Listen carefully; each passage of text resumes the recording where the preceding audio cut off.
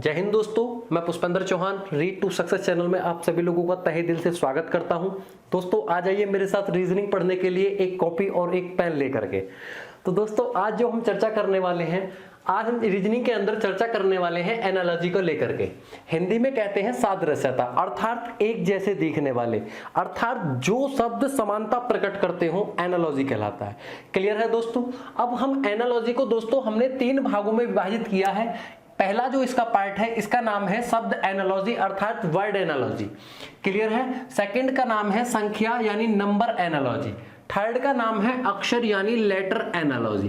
Clear है दोस्तों। 3 प्रकार से हम इस चैप्टर को पढ़ेंगे। सबसे पहले हम जो डिस्कस करने वाले हैं, हम शब्द एनालॉजी के अंदर डिस्कस करने वाले हैं, क्योंकि दोस्तों यहां से क्वेश्चन सबसे अधिक पूछे जाते हैं। अगर इस पूरे चैप्टर की बात करूं तो दोस्तों 100% एक क्वेश्चन यहां से जरूर पूछा जाता है, चाहे वो एसएससी की परीक्षा हो, चाहे वो एसएससी सीपीओ की परीक्षा हो, चाहे वो एसएससी सीएचएसएल की परीक्षा हो, चाहे दिल्ली पुलिस हो, चाहे यूपी पुलिस हो।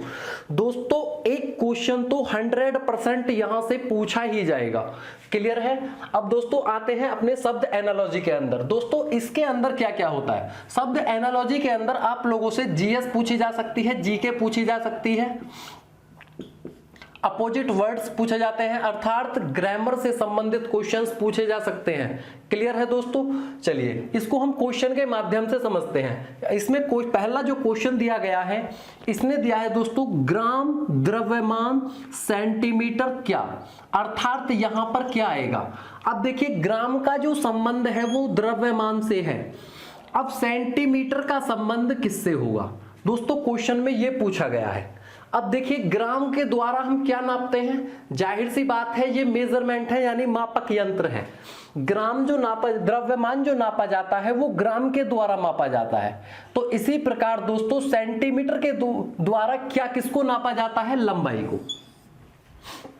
क्लियर है दोस्तों। नेक्स्ट क्वेश्चन की तरफ आते हैं। दोस्तों ये क्वेश्चन बहुत इंपॉर्टेंट है। अभी लेटेस्ट यूपी पुलिस जो एग्जाम हुआ था, इस एग्जाम के अंदर यहां से क्वेश्चन पूछा गया था।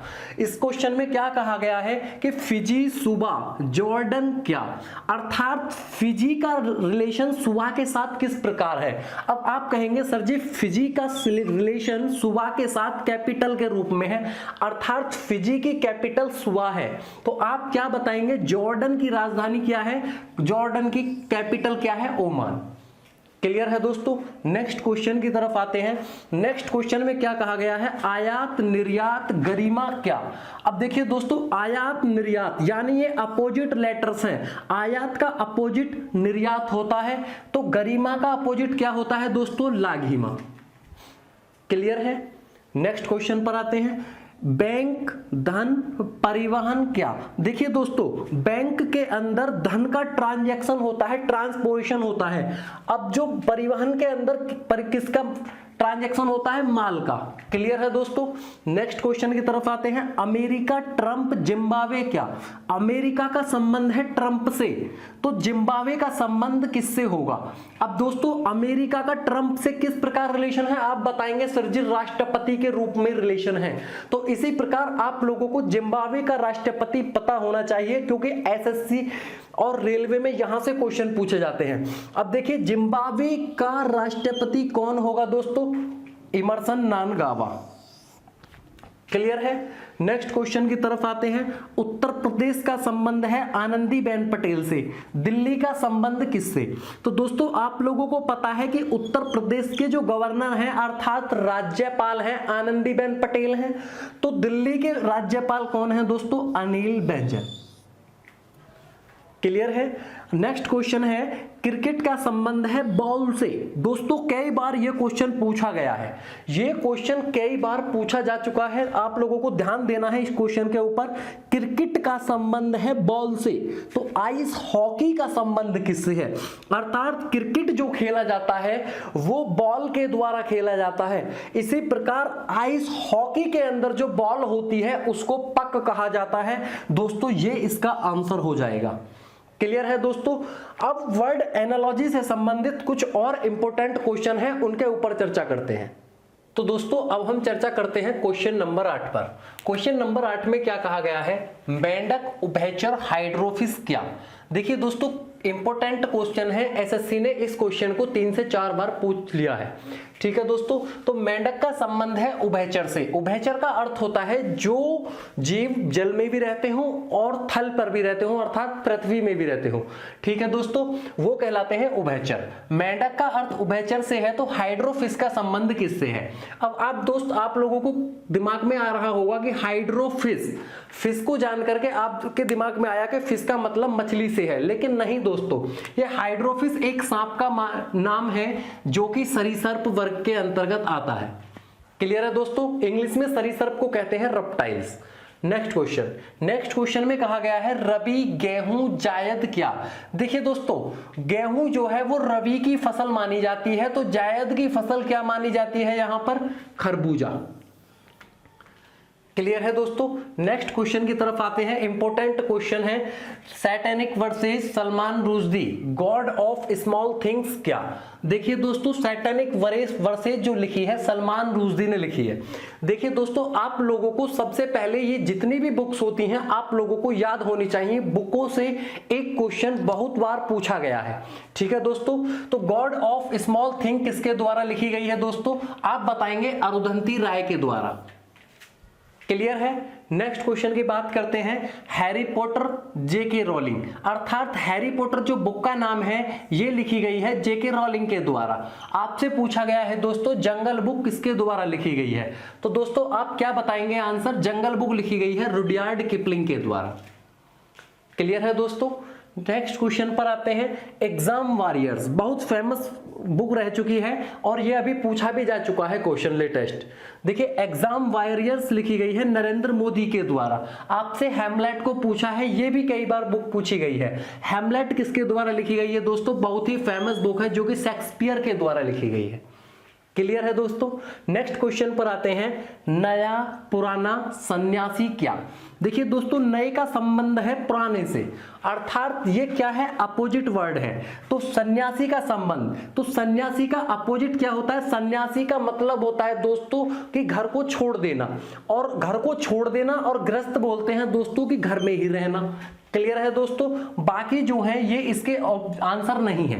नेक्स्ट क्वेश्चन की तरफ आते हैं। नेक्स्ट क्वेश्चन में कहा गया है हवाई जहाज हैंगर मधुमक्खी क्या।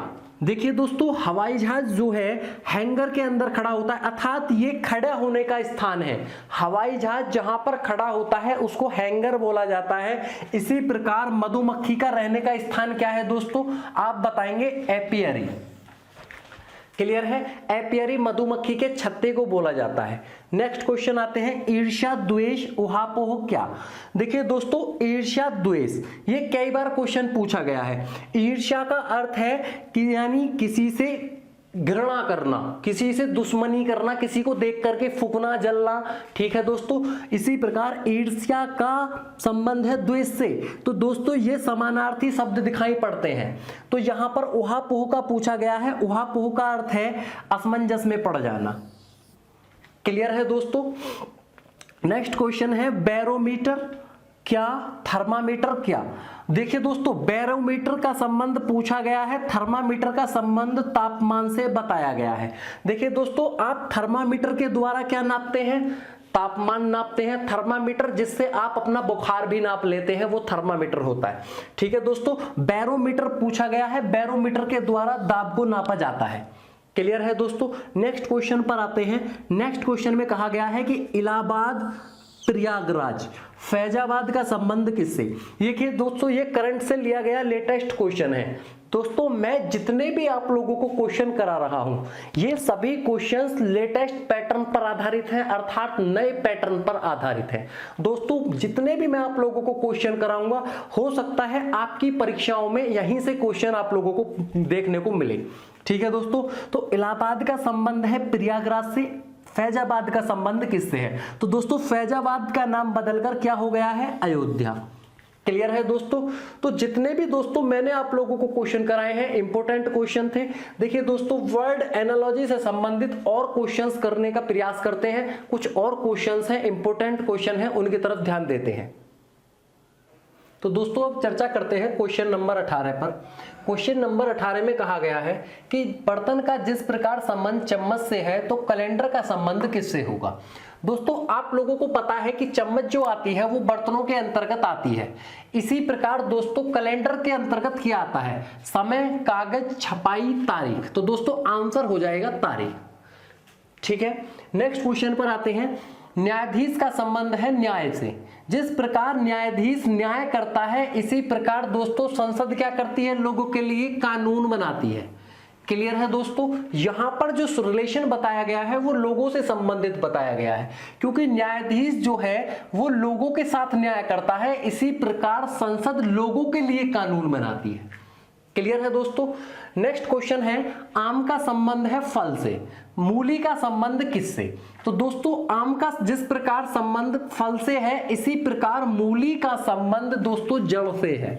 आप लोगों को सब्जी पर नहीं लगा देना है, कभी सब्जी पर लगा दो गलत हो जाएगा क्वेश्चन। नेक्स्ट क्वेश्चन की तरफ आते हैं। नेक्स्ट क्वेश्चन में कहा गया है कि कप का संबंध क्रॉकरी से है, स्याही का संबंध किससे। दोस्तों जितने भी बर्तन होते हैं वो सभी बर्तन क्रॉकरी के अंतर्गत आते हैं। इसी प्रकार दोस्तों जितना भी पढ़ने लिखने का सामान होता है अर्थात स्याही, पेन, कागज, कलम सभी स्टेशनरी के अंतर्गत आते हैं। क्लियर है दोस्तों। नेक्स्ट क्वेश्चन पर आते हैं। कब समय के लिए यूज होता है, कहां जगह के लिए यूज होता है। क्लियर है दोस्तों। कब यानी किस समय, कब, कहां, किस जगह पर यानी जगह के लिए। क्लियर है दोस्तों। नेक्स्ट क्वेश्चन पर है। अब नदी का संबंध बांध से है। दोस्तों नदी का पानी रोकने के लिए बांध का इस्तेमाल किया जाता है। इसी प्रकार यातायात को रोकने के लिए दोस्तों संकेतक का यूज किया जाता है, जो रेड लाइट ग्रीन लाइट लगी होती हैं। क्लियर है दोस्तों। नेक्स्ट क्वेश्चन पर आते हैं। इस क्वेश्चन में कहा गया है कि वलय कान अर्थात वलय बाली के लिए यूज किया गया है, जो कान के अंतर्गत पहनी जाती है। क्लियर है दोस्तों, अर्थात कान के अंतर्गत क्या पहना जाता है, बाली। इसी प्रकार कलाई के अंतर्गत क्या पहना जाता है, झुमका, चैन, चूड़ी, रिबन। दोस्तों आप चूड़ी को बताएंगे, रिबन को नहीं बता देना, कभी फैशन वाली बात करने लगे कि हम तो रिबन भी बांधते हैं, गलत क्वेश्चन हो जाएगा। नेक्स्ट क्वेश्चन है। बड का संबंध है फ्लोवर से, इसी प्रकार किसका संबंध किससे। दोस्तों बड बोलते हैं कली के लिए, कली का बड़ा रूप क्या हो जाता है, फ्लोवर। इसी प्रकार दोस्तों सैपलिंग, सैपलिंग बोलते हैं जो छोटा सा पौधा होता है, यानी छोटा पेड़, यानी छोटे पेड़ से क्या बन जाता है, पूरा वृक्ष बन जाता है, पेड़ बन जाता है। क्लियर है दोस्तों। नेक्स्ट क्वेश्चन आते हैं। लंग्स का संबंध ऑक्सीजन से है, किसका संबंध किससे। दोस्तों लंग्स ऑक्सीजन का नियंत्रण करते हैं, लंग्स क्या करते हैं दोस्तों, ऑक्सीजन का नियंत्रण करते हैं। इसी प्रकार जो हार्ट होता है, हमारा हार्ट जो होता है वो ब्लड का नियंत्रण करता है, ये आंसर हो जाएगा। क्लियर है दोस्तों। नेक्स्ट क्वेश्चन पर आते हैं। शोर का संबंध है सी से, किसका संबंध किससे। अब दोस्तों शोर बोलते हैं किनारे के लिए और सी बोलते हैं समुद्र के लिए, अर्थात समुद्र के पास एक किनारा होता है। नेक्स्ट इसके ऑप्शंस की बात करते हैं। Pond, lake. दोस्तों पॉन्ड बोलते हैं तालाब को और लेक बोलते हैं झील को। क्या तालाब और झील का आपस में कोई रिलेशन है, नहीं है। नेक्स्ट ऑप्शन देखते हैं। ट्रेन, बस। दोस्तों ट्रेन और बस का भी आपस में कोई रिलेशन नहीं है। नेक्स्ट देखते हैं। Road, ground. हो सकता है कि रोड के बगल में ग्राउंड हो, ये ऑप्शन कहीं तक आपका सही बैठ सकता है, लेकिन नेक्स्ट ऑप्शन की अगर हम बात करें तो फुटपाथ, रोड। दोस्तों रोड जो होती है उसके जस्ट बराबर में फुटपाथ होता है, ये ऑप्शन आप लोगों के लिए 100% सटीक होगा। क्लियर है दोस्तों। नेक्स्ट क्वेश्चन की बात करते हैं। प्रातःकाल का संबंध है भोर से, रात्रि का संबंध किससे। दोस्तों सबसे पहले हमें भोर के बारे में जानकारी होनी चाहिए। प्रातःकाल बोलते हैं सुबह, और सुबह से जो पहले का समय होता है, कुछ पहले का समय भोर कहलाता है। ठीक है दोस्तों, इसी प्रकार रात्रि से कुछ पहले का जो समय होता है वो गोधूली कहलाता है, गोधूली वेला जिसको बोला जाता है। क्लियर है दोस्तों? उम्मीद करता हूं यहां तक आप लोगों को समझ आ गया होगा। अब दोस्तों नेक्स्ट क्वेश्चन की बात करते हैं। इस क्वेश्चन में कहा गया है कि जापान का संबंध येन से है। ये दोस्तों क्वेश्चन जो लिया गया है ये करेंसीज से लिया गया है। ठीक है दोस्तों, मुद्राओं से लिया गया है। जापान की मुद्रा है येन, इसी प्रकार चिली की मुद्रा क्या होगी? दोस्तों अगर पेसेता की बात करें तो ये स्पेन की मुद्रा का नाम है। पीसो की बात करें तो ये दोस्तों चिली की मुद्रा का नाम है, ये पीसो आंसर हो जाएगा। अगर न्यू गल्ट्रम की बात करें तो दोस्तों भूटान की मुद्रा है। अगर युआन की बात करें तो ये दोस्तों चीन की मुद्रा है।